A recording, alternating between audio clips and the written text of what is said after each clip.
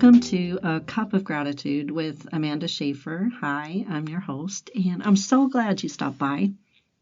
This podcast is really for anyone, anywhere, anytime, and it's about taking a moment to slow down and look around and actually see all of the good things that are there. There's no question that asks, is your cup half empty or half full? But I think a better question is, what's in your cup? I mean, a drop of gratitude will benefit your life unimaginably more than a full cup of anything else. So let's settle in and take a look at how we can shift our focus and embrace the joy and the wonder of the life that we have. And once you start, you won't be able to stop seeing the good. And just like me, you won't be able to stop talking about it. And somehow that creates even more. Even in the midst of difficulty, even when it's really hard. Learn how to drink from a cup of gratitude. Welcome. Today I'm speaking with Nic Henry Jones. She is a supermom, a senior digital marketing and business strategist, business thought leader and educator, entrepreneur, changemaker, coach, MC, two-time best-selling author. She is passionate and purpose-driven. She is a visionary with a unique ability to engage, empower, and inspire people to live their best, whatever the context. Nic is a living testimony of how pain can be turned to gain and how embracing a life of intention and alignment positions you to thrive, not just survive, and create a masterpiece out of a life. She inspires others to do the same in order to unlock all we were created to be in the fullness of life and create a powerful legacy for the next generation. Welcome, Nic. Thanks for joining us today. Thank you for having me. I'm excited to have a conversation with you. Now, you're in Australia. I'm here in Pennsylvania, and we made it work with the time difference. We were both co-authors in a book together recently, the Courageous Voices Unlocked book, and that's how we met. And I just love how God introduces me to people through collaboration, and I perhaps maybe never would have met you other than doing that book. And so I'm so excited that we have, because I love your story. Yes. Yeah, it was an amazing privilege to meet you as well. And it's just great to know that, the kingdom of God is international, right? It's worldwide. So why would we not kind of engage and collaborate? That's right. And, during the pandemic, I really feel like God took us out into all the world in a new way. We're supposed to go into all the world and make disciples. And I feel like he reminded me that, what he told Moses, anywhere you set your foot, I will give you. That I feel like the internet is really like land, right? And so we are going into all the nations. And I had been speaking and writing books and such, but I hadn't started a podcast until the pandemic. And literally, I've gone all around the world, and it's just been such a wonder to meet people, hear what they're doing, how they're pursuing God's call on their life. Yes. Yep. Yeah. One of the things that I like to do that's different than most podcasts that I've been on or that I've listened to is go back to the beginning and start in your childhood and move up to what you're doing now for God. And the reason why I do that is because we're able to see the threads and the themes of God working in every life, in every story. And there are a lot of people who listen who don't go to church, they don't read the Bible, but they'll listen to your story. And they're beginning to see the character of God because it's always the same. And that's a beautiful thing. So would you be willing to go back and tell us a little bit about your childhood? Absolutely. So I'm a country girl. I grew up in central Queensland, sort of 3 hours from the beach for people that are overseas and don't kind of know the layout of Australia. But we were out in the sticks effectively, and I grew up in a Christian family. My parents were sort of in leadership roles most of my childhood. I'm the eldest. I have 3 younger brothers. And, from what I can remember, the country life was a good life, and you can't take the country out of a girl, apparently. So, but I grew up in the country and, you just live all things community and people. And it was very simple, but very fun in many, many ways. And that sounds like a beautiful way to grow up. I sometimes wonder what happened here in America. I don't know if it's changed there in Australia, but things are nothing like they were when I was young. I'm 60, And when I was young, it really was a simpler life. I don't Yeah. know that all of this technology has actually been good for us. No. Although I think some of us are using it for good to go into all the world and share the gospel, but I do Yeah. believe that there's a generation that's missing out on this simplicity of skipping a rock and finding salamanders and going fishing and Yes. all of those fun things. Uh, Totally. so you had told me during our pre-recording call that you thought that you were always trying to help when you were younger. And I was wondering if you could tell us a bit more about that. What were you trying to explain? Yeah, I think growing up, obviously being the eldest of 4 kids, I think you naturally move towards a kind of a leadership role, or you try and take care of everyone and you try and, look after everyone for better or worse, right? Hmm. And I think all of that experience has absolutely helped me be the person that I am today, to be able to lead in the ways that I lead. And I definitely had the opportunity to fine tune my brain and push myself out of my comfort zone. But I think, and that's the good side of it all. But I think the challenging side of it for me was that, there was a bit of conflict going Hmm. on in our home, and I was always trying to fix it and make it better. And so I was always trying to be the one in the middle to pull everyone together and different family members will have different recollections, but this is my truth and my recollection of the Hmm. situation. But at times that wasn't helpful for me as a child. And I Yeah. feel like, I've had to go that whole idea of just wanting everyone to be happy and wanting everyone to live a good life and wanting to change things for people Hmm. has ended up with me almost being a rescuer. I'm not going to say almost. I was a rescuer. Hmm. Because that pattern of behavior from my childhood has continued all the way through my life, through my relationships, through my, even with my children now. It's like, Mum, can we have something? And that might be the 5th time they ask me. And I've had to stop myself and go, no, enough is enough. There's a line, in the sand drawn, Hmm. because I'm not here to make everybody else's life easier to the Hmm. detriment of my own thrive and my Yeah. own mental health and my own progress in life. And so that has been something that I've really had to work through.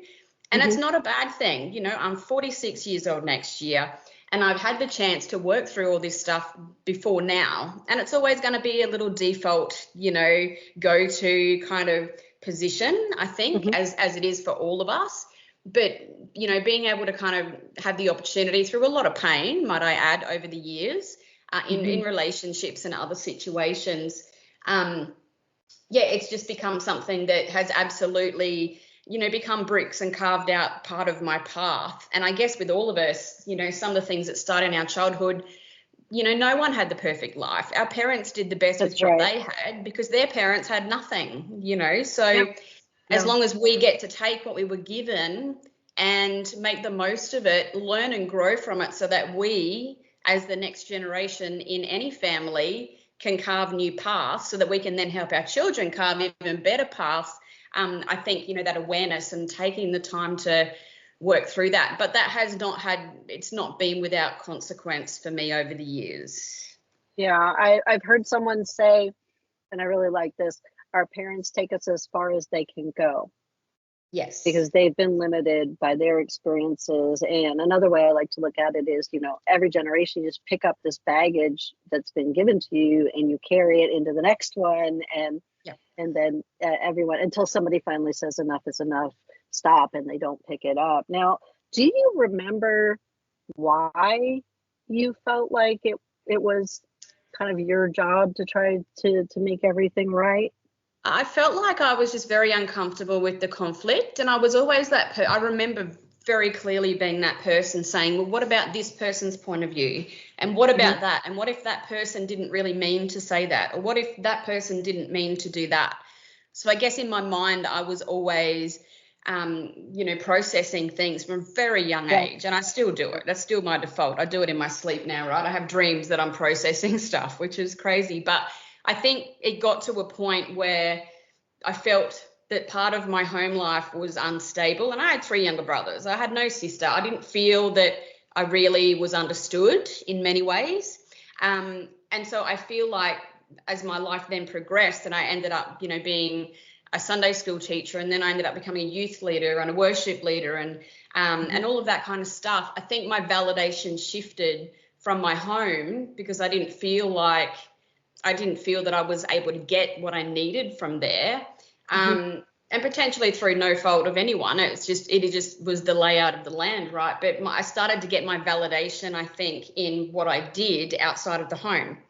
And so being a leader for me was absolutely my lane, right? Absolutely, because I'm still living that now and doing that stuff. But I guess the different things around that were some of the beliefs that was where my validation actually lied, was in other people, in what I did. Yeah. And so at this point in my life, I'm 45 this year, 46 next year, I've just come to the conclusion where I've done a lot of volunteer stuff, and a lot of that has been beautiful, and it's been part of my rebuild, and God has used that in my life, and I'm very grateful for it. But I've had to learn in the last 2 years that my validation is not in what I do for other people. My validation is in what God thinks of me. And so I'm doing a lot less, I guess, of the volunteer stuff and the external stuff that I would have previously used as validation. And even this year, there's been a huge shift. Like next year, I'm saying no to a lot. And I don't think that's a bad thing. That's good. And what I'm hearing over here, I'm making little notes as you're speaking, is I'm hearing identity shifting. I'm hearing a child who was supposed to be able to not be the one in charge, not be the one that had to make things right, having this kind of parental inversion because of the situation, taking on a role to try to keep the conflict at bay. And also I hear a mix of just having an empathetic and advocate kind of spirit anyway, right? And those things, led you to try to make things right. You had told me that you were homeschooled, so you didn't even really get out of that experience until you had these leadership roles in church. What I'm hearing too, though, is that your identity kind of shifted into that's what I do, that's who I am. And God wanted to get you back to no, you're a child of God. I'm the father, you're the child. And yes, he gave you talents and passions and things that came out of the trauma, as well as ones that were gifted to you. I love how God will take traumatic, dysfunctional things and he will use them after he heals them for us to be able to comfort other people. He's the God of all comfort who comforts us that we might comfort others. And that's what I'm hearing. And I feel like, a lot of the things that he's called us to do are actually founded and grounded in, I wouldn't go as far as saying I had a traumatic upbringing. It absolutely had an impact on me. A lot of people have had a lot more trauma in their life. So I don't particularly look at it as trauma, but your childhood shapes you, and no one can take that, none of that is actually questionable. We all know that. And so I know there's big trauma and little trauma, but trauma's trauma. And so when I say trauma, it shifted your ability to be carefree. It shifted what you naturally should have had. It wasn't compared to maybe some other things, but for your little person, I do believe that, that you felt that, and I do believe God's healed you from it. But I think that we carry that along, and then we bring it into every other relationship. And until we realize that that's not really how we're meant to be, we can't really fix it. And I think I had a moment when I was about 15 where I was just looking at all the conflict, and it wasn't just in our immediate family, it was external as well. And I remember just saying to God, I don't want to be like this. I don't want to be bitter. I don't want to be fighting with people all the time. This isn't the life that I want. If I ever get married and have children, that's not the life that I'm going to build. And I feel like that was a real God thing, because the difference between someone who acknowledges their childhood but can leave it where it was, be able to deal with any fallout on any level, to then be able to pick up with God's strength. God does this, right? Because we're always evolving. He's always evolving us. But so many people don't make that decision, and they never evolve. It's still their life story, and the narrative is still about what happened to them 40 years ago. Yeah, that's right. And we have a responsibility as Christians, more so. The world may not know better, although I'm going to say this day and age, there is enough information online, if you read the right stuff, for you to change your life and turn it around, right? But we have a responsibility to lay that stuff down. Okay, God, like, what are the threads from my childhood that you were going to use for my future? And there are a lot of them. Like, if I had an easy childhood, and then if I went on and I got married, and we'll talk about that in a minute, but if I had an easy childhood and a cushy marriage, I would never have become the true person that God had created me to be. And so the key is in picking up the paintbrush again, I guess, and going, okay, God, that was my childhood, but my future is still to come. So and this is a beautiful way to process a childhood. What were the threads? What were the threads in my childhood that you're going to use in my future? And so me turning around at 15 going, I don't hate my family. I don't hate the people around me. Yeah, I'm getting annoyed. But at the end of the day, there's threads here that God's using for my future. And the fact that he just hit me one day and he changed the way that I thought about life. And so the things that I do today is I change the way people see change, and I change the way that I challenge their perspectives and their perceptions on things. And that's because I've seen it change my own life. So childhood, absolutely a little bit chaotic, but whose isn't? Do you know what I mean? Absolutely. I do know what you mean. Mine was as well. And perspective is a really important thing. And so we pray together before we start talking, and we ask God to drop memories or thoughts or scriptures into our spirit if he wants it to be part of the conversation. And so, as you were saying, perspective, he gave me this memory of something I haven't thought about in quite a long time. So we had a new high school that was being built. My son was about to go into it, and I felt called that I wanted to go down and I wanted to prayer walk around the high school on a regular basis until it opened. And so I went down one night, and I took a friend with me because it was nighttime and it was rather big. And so we start praying, and we got down to this one area where there was a large parking lot. Then you went upstairs, and there was a stadium up at the top of the stairs. And we were praying over the building, and we were praying together as God led. And I looked over, and I saw up at the top of the stairs was looked like just a wall just standing there with nothing else around it. And I thought, what the heck is that? So I felt much like, I think, Moses when he saw the burning bush, like, what's that? So I'm running across the parking lot, running up the stairs. My friend is like, what are you doing? She starts running after me. I get to the top of the stairs, and there's a fence around this thing. Now I have pictures of this, which I kept because I've tried explaining it to people, and I just want to show them.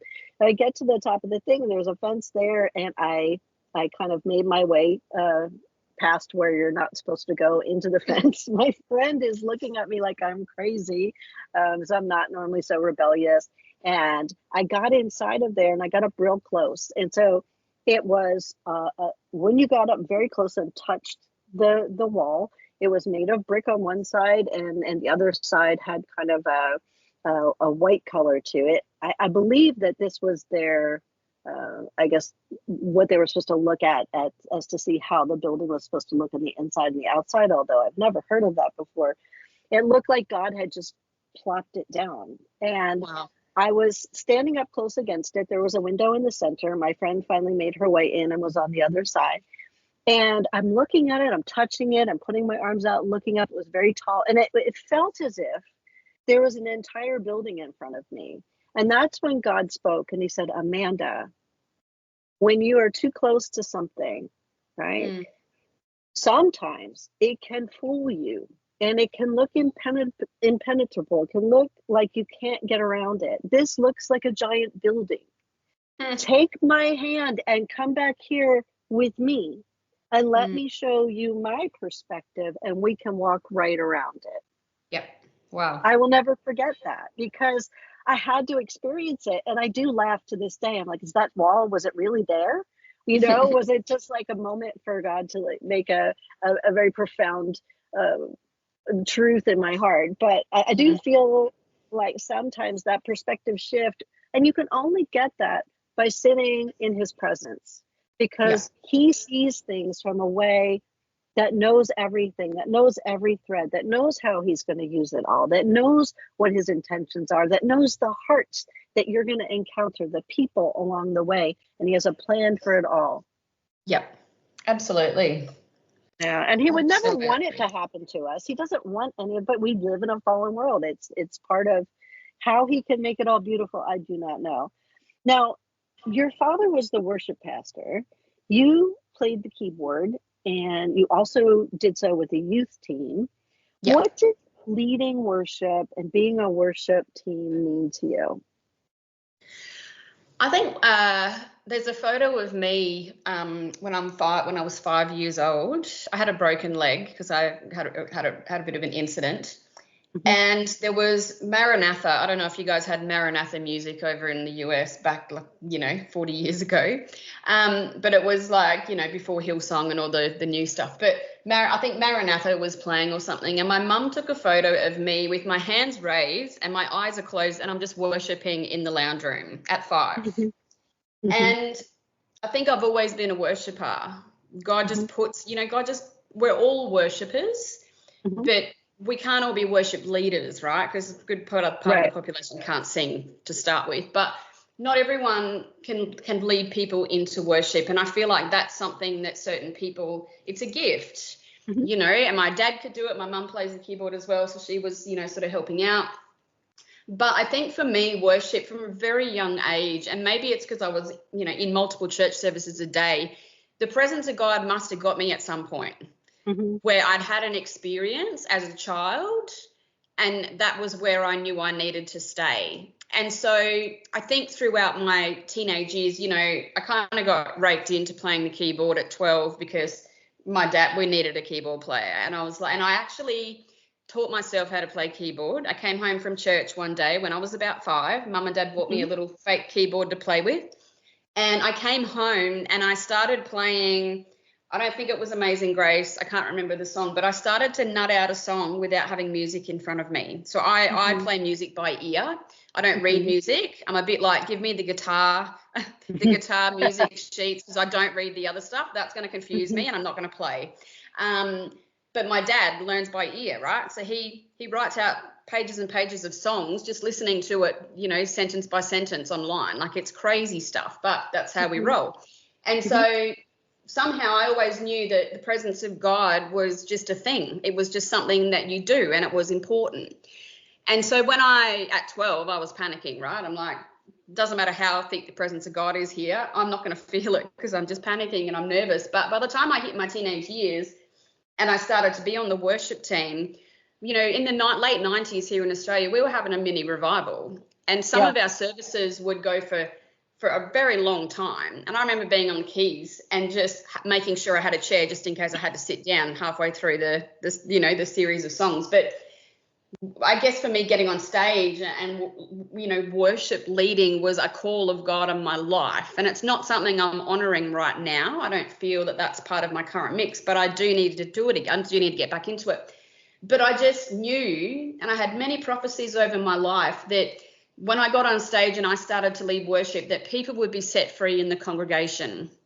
And there were many times as I got my license and I started to drive, I would drive around our town and I would just worship through the songs that we would be singing on Sunday. And that was all I wanted in life, was to worship God, lead worship. I was always nervous, which is not a bad thing. But, the presence of God and worship, and it's the same today. When I need breakthroughs, sometimes I've got 4, 5, 6 months where at night I'm not watching TV. I'm not on social media. I'm pacing my house, just worshiping God, just standing in his presence, just trusting that he's got me, that he's bringing breakthroughs and stuff like that. And so it's really hard to explain, but I feel like when you're worship leading, I'm bringing people into the presence of God that I've already found myself in. Yeah. I mean, it's a special role.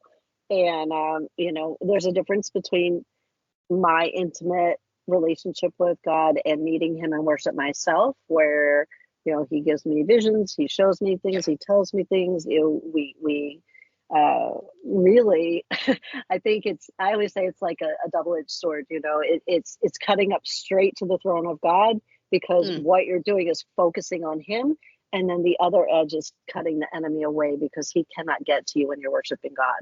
And so I find, being in worship is one of my favorite things. I am not a worship leader, but, I think it's such an important part of our intimate time with him. Yes. I believe worship and listening are two of the least practiced things in people's life with God. Correct. Yeah. I wish they would do it more because they're the two places where I experience him best. And sometimes I think when we're worshiping, we're so focused on him that that's the only time that we might be able to hear something he has to say to us because our walls are down. So thank you for being someone who ushers people into the presence of God. It's a beautiful thing. Now, you told me that you ended up getting married at 20 years of age. You went to Bible college together. Is there anything you want to tell us about that time? So we've talked a bit about my childhood. We've talked a bit about where my validation laid, I guess, in my teenage years, how I had a pivotal moment that I was going to create something different with my life and with my family. We did get married very young, moved to South Australia. So I moved to a new state without knowing really anyone here. Went to Bible college with the plan of going into ministry because I didn't want to travel the world. I didn't want to go to university. I just wanted to serve God with my life. Like I knew from a young age that there was a different path for me to other people. I knew that very, very young. And so I thought, you know what, I really wanted to go to Bible college. And we decided to, my in-laws had already gone to the Bible college that we chose to go to and they recommended it. So I was the only Pentecostal at a multi-denominational Bible college for 3 years. In that time, I was student president for 2. So that's just how we roll, straight in there. But my marriage was it had been breaking down really from day one. And we went through Bible college and it was just getting worse, not better. And my assumption was that if we were in the presence of God all day, every day, learning the word, that things would be different and we would be healed and situations would shift. But that wasn't the case. And so things went downhill. And by the end of it, we'd actually been offered my dream role. We'd met some other Queenslanders we had to go out and do a week's worth of, on-site kind of ministry training. And we met this incredible Queensland couple and they offered us the youth leader role and it was going to be a regional youth leader role. So I'm like, yes, that's exactly what I was wanting to do. Great place to start. But my house wasn't in order. My marriage was on the rocks. Things were not okay at home. And so I had to turn that down and that destroyed me. That was the worst thing that I've ever had to do. And I had to turn it down because things weren't in order. And I thought, I can't take on a role that I know we're going to ultimately fail at because 2 people aren't on the same page. Right. And so I'd had one baby by then and a couple of years later I'd had twin boys, but I went through a process of having to grieve the call of God on my life. I was really angry at God. I was like, God, all I've wanted to do is serve you. Like I gave you my teenage years. I gave you my kid years. I wasn't at home playing the Xbox. I was, we were running teen challenge programs. I'd homeschooled so that I could be on the teen challenge team who were basically running teen challenge programs for the kids at my high school. So I'm like, God, I've just really pushed hard for you. I've put myself in I've done everything, wasn't perfect, but now I have to give this up. Like, why? So I was really, really angry. I'm in another state with no one. I don't have anyone really here that I know. Then we had we had the twins. They're 16 next year. So time flies. But I ended up kind of giving up on God once I had to say no to that role. And I went through a period of my marriage was getting worse. I got very, very sick. I ended up with a lung condition called sarcoidosis. I was in hospital in the middle of 2010 with a relapse of that condition. I had another infection. I was 51 kilos and I was spent. And I said to my mum, I don't want to live anymore. I don't want to get better. I'm done. I want out. And she probably doesn't remember this, but she did say, because they flew down for 10 days because I was actually quite bad, like a few days off critical. And she said, you can't make those kind of decisions, Nic, when you're this low. you've got to heal. And so the writing was on the wall at that point for me. And in my mind, I was like, this marriage is going to kill me if I don't get out. I couldn't breathe. And it's the freedom thing. It's having to be someone that you're not. It's having to be on the same page with not being able to be on the same page with the person that you're married to. There were other things going on, and I'm sure, he's got his own recollection of events and reasons why it didn't work, and that's completely okay. But it came to a point where I gave up on God and I gave up on my marriage, and I just had to leave. And so I went through a series of about 3 years where it was just pain. And I look back at the photos there and I just looked like death warmed up. They are awful. And I've kept them because I need to know where I've come from. Yeah. So I ended a marriage and I walked away from God. I just went, I don't know what the point is. And the hard part with having twins is that when we went to church, I basically just sat in the mum's room anyway. you know, and I'm just like, why do I even bother? I don't know why I'm even going. So it was just a perfect storm of a lot of things, being isolated in another state. But I gave up on God and walked away. And I just went, you know what, I'm just done. And when you're in so much pain and you've been in that hope deferred state for so long and you've had so many heartbreaking things happen, and there's a lot of things we don't have time to go into, but when you're in that place, it is so easy to not be able to see where God is, because you can't see his goodness anywhere. You're looking at everything that's a mess. There's nothing that's good. Yeah. So I walked away. It's funny because I don't mean to interrupt you, but God's kind of interrupting me as I'm listening here with him. And that's why he showed me the memory of the big wall. When you're up close, it appears to be something different than it is. But when you finally gave in and connected back with God and got a new perspective, things changed. Yeah. And today, like fast forward, 12, 14 years, I'm living the absolute life he's created me to live in freedom. I live a beautiful life that I've created, but living a beautiful life that you create, which is aligned with God's plans for you, that takes a lot of trust and a lot of work when you feel like you're 6 feet underground. Because you got to get yourself out of a big hole, right? Where it's dark down there. You get yourself out of a big hole. Then you've got 10 tough, long years of, I'm going to use the word personal development. I know it's not in the Bible, but God calls us to be faithful with our lives, right?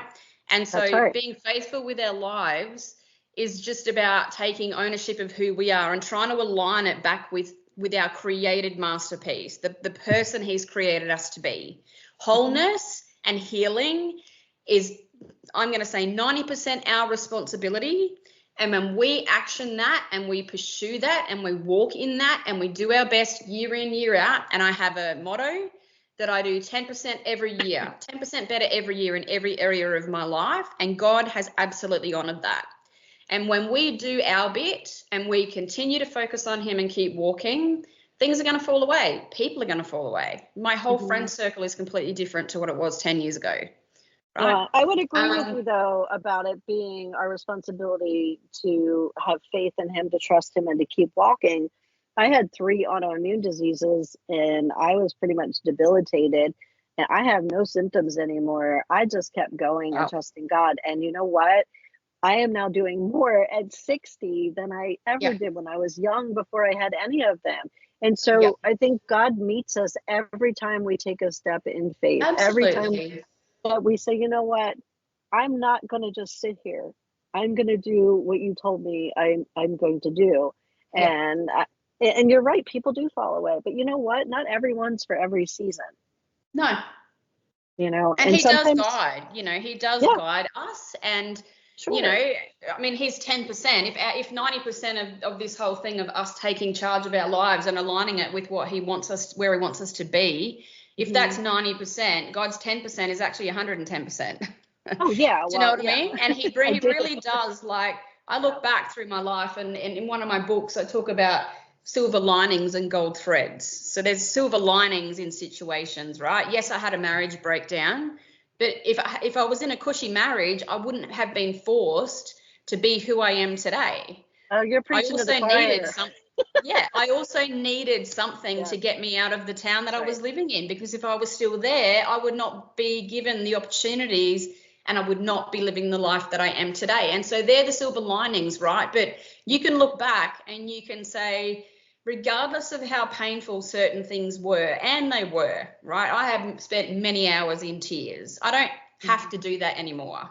I might have a moment where I get emotional over something, but it might last 10 minutes and I'm done. Like, God has just healed me that much, where I'm not in that like place of hope deferred, or that place of just absolute pain anymore. But you can look back through everything and you can see the threads, the gold threads that God's been threading through, the good, the bad, the ugly, the amazing, to get you to this point here. And I just think it's incredible. Like, there's always goodness of God at every step. We can't always see it in the moment, but in hindsight, you know, I've had a few cancer scares in the last 4 years too. Now that could have, you know, taken me back a few steps, but it hasn't, because they were all, that God actually made me go to the doctor. Things actually came to light before they became a major issue. So you can see the goodness of God, and I don't mind if God keeps bringing things to light before they become a major issue, right? Because prevention is way better than trying to find a cure, especially when it comes to cancer. We know how crazy that is. But when something like that happens and something else comes up, I always say, okay, God, what's not healed in my life? Because I really do believe, and this is not a blanket statement, this is for some of us, I do believe the health issues we face at times has to do with our emotional state, has to do with our past, has to do with undealt with trauma. So my question, that trauma stays in your body. And that's why I 100%. said, when you're talking about your childhood and you were saying, well, I didn't have trauma like other people have trauma. Trauma is trauma. Your body recognizes 100%. trauma as trauma. And we do carry it. And that's where my autoimmune diseases came from. Yeah, absolutely. But again, it's like, I don't just say, okay, I've dealt with that. You know, like, we're constantly evolving, and I'm constantly saying, God, what else is there? You know, what else is there that I haven't even thought about yet? You know, so we just got to be on this life where we've actually got to, you know, God spoke to me earlier this year about reading the room. And he said, in your own life, you've got to read the room. Like, if something's not working, fix it. If you're still held back by something, go and talk to someone. Get psychologists and Christian counselors on speed dial. Like, I've got a group of people that I can, at the minute something surfaces, I'm like, no, I'm not going to sit here and move and walk this through again. I'm going to go deal with it and keep walking. And so I think there's great power in doing that. Absolutely. My daughter's a therapist, so is my son-in-law. They're both getting their doctorates now. They help people all the time, and it's wonderful because I'll call up and they'll be like, hey, what's your insight on this and that? But, you know, I've also done therapy, and I think it's wonderful for people to do, and it's important to get healthy. But here's the thing. You know what? I'm at the point now where I think we're very much the same, where I get up in the morning and I say, hey, God, what do you want to talk to me about today?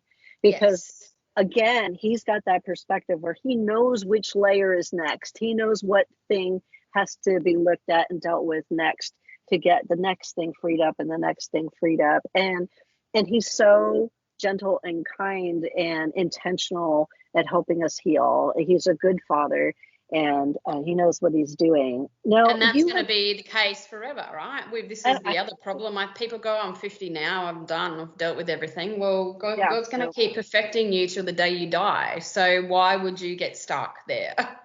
Yeah, absolutely. I mean, Philippians says like that Jesus is going to continue. God's going to continue to work on us until the day that Jesus returns. That is in the Bible. That means because we need it. But so you eventually went back to church with your brother. We kind of have to consolidate a few questions to get to everything. But you had told me about a woman that I did want to talk to you about. You said in 2017 you had coffee with a woman that was in charge of the Deborah conference. Yes. And what happened then? So I'd gone back to church, and I've met a lady by the name of Marie Cutler-Naroba, who happens to be one of my bestest friends right now. She's a visionary, so her and I work together on all of her projects. I support her and her husband and all of her project people with my marketing stuff. But we had a conversation, and we were talking about how Christians in business really struggle to feel like they can make money. Like, there was, you know, we're talking we're talking, 8 years ago now, and things have moved along a lot. But we were talking about how Christian entrepreneurs struggle in the church, how we struggle to see what we do in business as our ministry, as our mission field. And so she wanted to run a conference, and it was a God thing because she didn't like conferences. She didn't want another women's conference. She found them boring. But we decided to go and create one. And so we've done 7 years of conferences for Christian women entrepreneurs under the banner of the Deborah Conference and the Deborah Business Education Hub. But in that conversation, I said to her, I think I need to write a book. I need to write a book about how entrepreneurs how ministry and business collide, and how to take away the anything in the middle that's not working. And so I ended up curating a book called The Christian Entrepreneur, and Marie wrote a chapter in that. It's available on Amazon. And so the Christian Entrepreneur, in the show notes. The Christian Entrepreneur had 9 entrepreneurs from across Australia share their unconventional stories about how God put them in business, the struggles, the highs, the lows, the wins. It was an incredible book. And I felt God say to me, because I didn't just come back to church, I felt God say, Nic, you thought you were going into ministry as a pastor, but I wanted to put you in business. And that really hit me, because I went, wow, so you really didn't give up on me, God. You really, nothing that I could have done would have thwarted your plans and purposes that you had for me. If I was surrendered to you. Most people give up and just walk right away, right? But if I was surrendered to you, you always had it. And so, and he was like, yes. Then I started to get prophecies about how God was going to use me as a light in Christian business circles. So now I've been involved in books, and it was just, he told me that book was part of my rebuild. He said, I'm putting you on your path with this book, which I thought was just incredible. So we did that. That was a great success. I've since then written another book called Your Life, Your Masterpiece, and that really is my story of coming back from rock bottom twice over. And we talked about before the development and the attention to our lives and the things that we do to get out of that hole from 6 foot underground up to reigning and ruling with him and being the woman or the man that he's created us to be. And so as I was processing my life, I was writing my book called Your Life, Your Masterpiece. And it's all about, the fact that God showed me one day that my life is a masterpiece. He's given me the outline. The outline of my life was there before I was born. He's given me the paintbrush, the paint, the color. There's color everywhere, and I can pick up whatever color I want to use to color that life up and really create a masterpiece and create something out of that, and how important intention was when it comes to building your thrive. And not only building a thrive, it's about sustaining that thrive. And I think I would like to think that we just get smarter about that as we go on, but we have our moments, right? So yes. God has just used, then I've been able to be a co-author in other books, and this coming weekend, actually, I am being the MC, the Master of Ceremonies, for Australia's only Christian Women Business Awards night. Nice. And so this is my 3rd time. We're planning big things for next year. We're planning increase. But, God just keeps putting me into these most beautiful situations where I get to be who I am without the baggage of having to please everybody else all the time. And that's that's how our calls happen. Everybody is always trying to kind of manipulate and strategize. And a lot of times people ask, well, how did this come to you? How did you get involved in that? And every single time I have to say, God just brought it to me. I wasn't looking for it. I was taking care of my parents, and doing other things he asked me to do. And yet I think that as we submit to him, and as we spend that precious intimate time with him, and as we do step out anyway, and as we do follow and listen, then he will use everything he created us to be to do all the things he has for us. And when you find yourself in that place, you don't have to strive. No. It's just where you're supposed to be, and you're there, and you're just yourself. And that's And he's really given back, it's really been yeah, beauty for ashes. It really yeah. adds. And, the things that I get to do, a lot of it's upfront stuff, a lot of it's leadership stuff. It's, it's very public life stuff. It's speaking, it's writing, it's emceeing, it's, God drops me into situations at times that only he could drop me into. But That's then right. he also picks me and plucks me out at times. And so I've had to get used to the fact that, that he's going to roll however he wants to roll. I've just got to say That's yes right. and okay and amen, right? That's And then right. out you That's get. right. Yeah. And it's very important to not create an identity anchor with all of these things, right? I look at it differently now. I look at it that God actually does prepare a table for you in the presence of your enemies. He actually does bring beauty for ashes. And so, I get to frock up in beautiful dresses at MC gala dinners and honor Australia's finest entrepreneurs. But what we're doing is we're honoring God. That's right. And so, they're all just beautiful things that I could never, ever in my life right now, I could never have dreamt in my wildest dreams would be the life that I have. And it's just, God just colors it up, and there's so much goodness around. I live in a beautiful part of South Australia now in the Adelaide Hills. My children are at an amazing Christian school, and I've been able to be involved there and get some experience there. And while, some things a lot of things haven't gone to plan, God's had his own way to do things. And so I'm just looking forward to him continuing to surprise me, really. Yeah, and he delights in that, really. He does. Yes. He delights in our joy as he unveils what he has for us next. And honestly, most of my life didn't go to plan. And I love being surprised by what he has for me. And it's an abundant, exciting life. Jesus promises an abundant life when we abide in him. And it is. It's an adventure. It really is. If you're doing it right. And that means you're not trying to call all the shots. And I think it's important. I want to just put a pin where you said, not trying to stay anchored.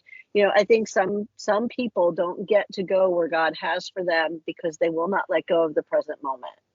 Yes. And it might not be that you're supposed to remain there for the rest of your life. It might have just been a stepping stone or a stopping place or whatever. And some people are in our lives to teach us lessons. Some people are in our lives to help us grow. Some people are in our lives, to be with us the rest of our life and to walk along and be confidants and encouragers. And I love when he connects people like you and I, because like I said, we probably wouldn't have met each other. And yet it's encouraging to me to hear somebody following their call. It's encouraging to me to remember every time, I do one of these podcast episodes that God is doing what he said he was going to do with every one of his children. Yes. Yeah. Absolutely. And I think it's just so important that we allow things to evolve, because God's always working. And I've had a year with a couple of my contacts where God's really cleaned out our calendars. And he's doing this for everybody, right? He's cleaned out our calendars. We've shut down some things now that we've done for a number of years because we feel that it's no longer effective. And I feel like, I used to get very upset when God would yank me out of situations that I'd come to love. And it's like, well, the threat is, one, you're not effective anymore. Two, you're getting frustrated in that place, which is a great indicator that maybe God's got you done there and he's plucking you out, but you're fighting it. So I feel like we've got to get good at rolling. We've got to get good at reading the room. And that whole identity thing is something that I'm writing about in my next book, which is called Hackable. And the word hackable is not in the Bible. I get that. So I could get in a little bit of trouble for this. But I want to get people's attention because I guess my tagline and the whole concept behind the book is that it isn't as it seems. And I want to challenge people that maybe you're looking at a situation in one way, but as we've already covered off on and touched on a few times in this podcast interview, it's not as it seems because God has bigger plans or God has other things for you. And so I think the quicker that we can pivot, I don't really like that word. We all associate pivot with COVID, and that's fair. But really, the quicker that we can pivot when God says, I'm plucking you out of here and I'm putting it because I want to put you somewhere better, or I'm plucking you out of here because your next assignment is waiting for you. and it's a better setup for you and it's better suited to your time of life, etc. We got to be able to shift. And so I think for me, I still see so many people get stuck. You know, people will be listening to this podcast and they'll be like, I'm stuck there. I'm stuck there. Oh, yes, I'm still stuck there. Right. But it's not as it seems. And I feel like this is where we've got to stay in the presence of God. And this is where we've got to read the room. And this is where we've got to keep listening. And God's just got amazing things for all of us. But if we get stuck and we get anchored, and it's always a good question, is this an identity anchor for me? Is this why I'm finding it hard to let go? And in my experience, if we let go of something and God didn't want us to let go of it, he gives it back. Yeah. But if we let go of something and we read the room, because God's trying to do a new thing, right? And in my mind, God's doing a new thing every month. So I'm letting go of a lot of things. Do you know what I mean? He's doing a new thing every minute. I mean, he really is. 100%. He's always challenging us. And I think people get comfortable. Yes. And that's part of the problem, because it's more comfortable to do what you're familiar with than to step out. But, you know, and he said to Abraham, go and I will tell you where you're going to. But part of it is that we have to be in submission to being willing to do what he says. And you had been talking about these anchors, and I wrote on the side of my paper, and this is something that I started saying during the pandemic. People would have me on as a guest and they would ask me about how the pandemic was a setback. I said, it wasn't a setback. It was a springboard. Yes. And so I think, again, it's that perspective shift. Are we looking at it from down here on earth, or are we looking at it as God's looking at it with this God-sized perspective, this bird's eye view of the whole thing? He's working all of these different things together in this beautiful symphony that we can never really comprehend. No. And we just have to trust that he knows what he's doing. Well, it's just not as it seems, right? Like the whole COVID thing. God actually spoke to myself, and quite a few people were saying, like prophetic people were saying the same thing, and that's when I know I'm on track, right? Yeah. But we were all just kind of saying, people don't panic. I mean, obviously we lost family members and it was awful. But for the church and for the Christians that God left here on the planet after that situation, it was all about a reset, and it was all about refocusing. Yep. And again, it isn't as it seems. And I feel like we just get so stuck in life. And so I've had to challenge myself on all those things a lot. And that's not a bad thing. I think it's great. It's exciting. No, it's a good thing. And it's funny because just as you said reset, I wrote reset button. Yeah. I mean, absolutely. Absolutely. And you have to be open to being able to see past your own things. Now, I could probably grab a cup of coffee and talk to you for another couple of hours. But I have one more question for you. I always end every podcast episode with this. And I know that we can't really go back and change these things, but for the listener, sometimes they're able to take the wisdom from your answer and apply it to their lives now. So if you could go back and give your younger self any advice, what would that be? I think it would definitely be work on identity immediately. Identity is everything, right? And you might have your identity caught up in your family upbringing. It could be caught up in, you know, when people get sick or they go through major trauma, that becomes who they are. They don't leave the house anymore. They become, you know, they stay at home. They don't talk to people. They shut their Facebook down. They don't go to church anymore. They become recluse. They don't want to talk to anyone. And so I feel like, you know, I'm working through identity now for my book, because that's what it's going to be about, right? Because when your identity is grounded in the right things, your perspective is different. That's right. And that's where my whole concept of it isn't as it seems, because we're looking through rose-colored glasses, or not, some kind of colored glasses, to try and see a situation or who we are. And unless we let go of those bad identity anchors and we start to move in the right direction, we're not going to experience that freedom. And so as I'm writing this next book, the one thing that keeps screaming out at me, it doesn't matter who comes to me with a situation, it doesn't matter who I talk to about what, it's the same thing. If there's one word that a psychologist would say is the one bit of direction you should take, and they break that down in millions of different ways, right? It's identity. Why do psychologists take you back to when you were 3? Do you know what I mean? Why do they do that? Because they know that it's identity, that there's things in your identity that are not working for you anymore. Mm-hmm. And so it can't be healed until it's revealed. So they take you back to your childhood or your teenage years. They always say you did childhood, but often it's teenage years too. And so I think I would say to my younger self, take time to focus on your identity. It's not in who you are, what you do. It's not in what you do. It's not in whether or not you can make other people happy, because that's not your job. They've got to make themselves happy. But people are stuck in relationships expecting someone else to make them happy. Do you know what I mean? Because they haven't been able to make themselves happy. So identity, I would tell myself to, really take time to sit with identity and unpack that with God.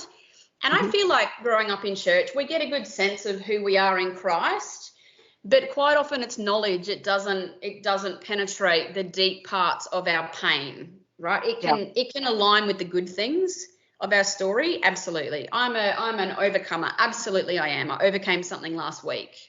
But it's the painful things, it's the deep-seated things that it doesn't often penetrate. And so I think the word identity is absolutely everything. It determines what you position for. It determines how you see things. It determines what you put up with in life, right? It determines what you choose not to engage in. And that's a big one in my 40s. I'm having to say, no, I'm not engaging in that anymore because I'm not interested. That's not me. That's you. You do you. I got to do me. Identity is everything, and it absolutely starts with who we are in Christ, but ensuring that it does penetrate the deep, dark, hidden parts of our life, not just the amen easy things that we can go, yep, I'm an overcomer today, but actually there's still deep stuff. So identity is everything. And it's funny because I have twin boys. They're 15 this year, 16 next year. And I asked God earlier in the year, January, I said, God, I need a word for my boys this year because I need to survive, right? 15, 16 is a tough age. But I said, I need a word. And he said, identity. It's their identity year. And so I thought, how convenient. I'm writing about that. Perfect. Thanks, Lord. We're not wasting any time here or any experience.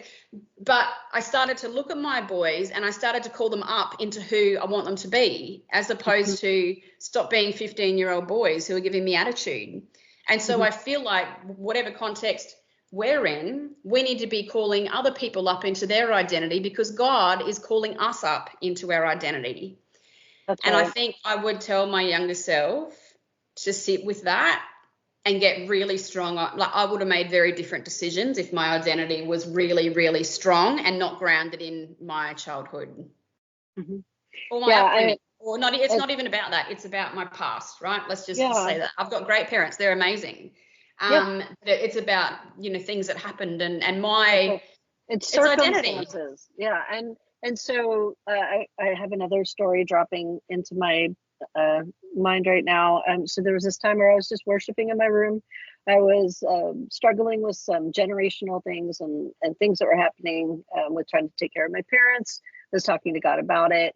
I had on a playlist and the song Gyra came on. The words were very appropriate. I'm singing the song. I'm starting to feel better, right? And all of a sudden God interrupted me in the middle of worshiping. And he said, Amanda, what of my names do you think I want you to call me right now? And he wasn't saying anything was wrong with Gyra, but he was asking me the question. And I kind of was reeling a little bit because I had been deeply in worship. And I began thinking, and it felt like minutes, but it was probably only about a second passed when suddenly I knew. And I said, oh, I know. You want me to call you Father right now.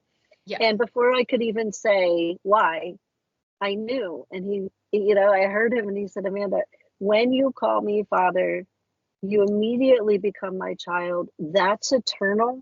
These circumstances are temporary.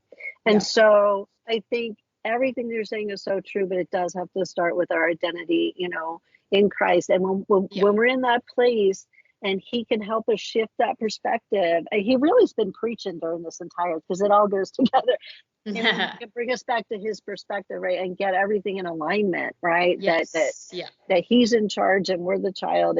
Then the things that he deposited in us for our purpose can freely come out and play. And I have a saying in one of my books, Your Life, Your Masterpiece, and because alignment is a big word that God spoke to me about. And the saying is, if you work 6 months on alignment, you're going to put yourself 5 years ahead. And I can honestly say that writing that book, Your Life, Your Masterpiece, and working on my identity and aligning my life back to who he has created me to be, and not fighting things, not fighting when he rips me out of something, not fighting the lane change at times. I put myself ahead 5, 8, 10 years. And so I'm starting at 46, very aligned, saying no to a lot more, but living a beautiful life, but also knowing that the best is still yet to come. That's right. And it's never too late. I turned 60 in May, and I turned 23 years in Christ in May. Okay. In 23 years, the amount of growth, change, and healing that he has done is just, it's just really would be impossible for a person to do without God. And so, you know, we can fully trust him. I'm just so grateful that we got a chance to have you share your story today. And I just want to thank you for coming on and being vulnerable and being willing to share. And I hope you have a great day. Thank you so much for having me, Amanda. And it's great to hear your story too. And we need to stay in touch, I think. Yeah, absolutely. Absolutely. I always say, if you find a good person, don't let them go.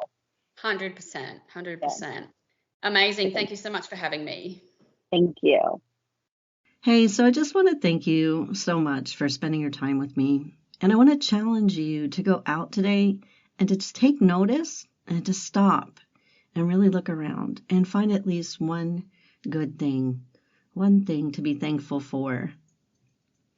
You know, if you do that today, you're going to find so many more things tomorrow without even trying. Because once you start, you begin to see what's always been there.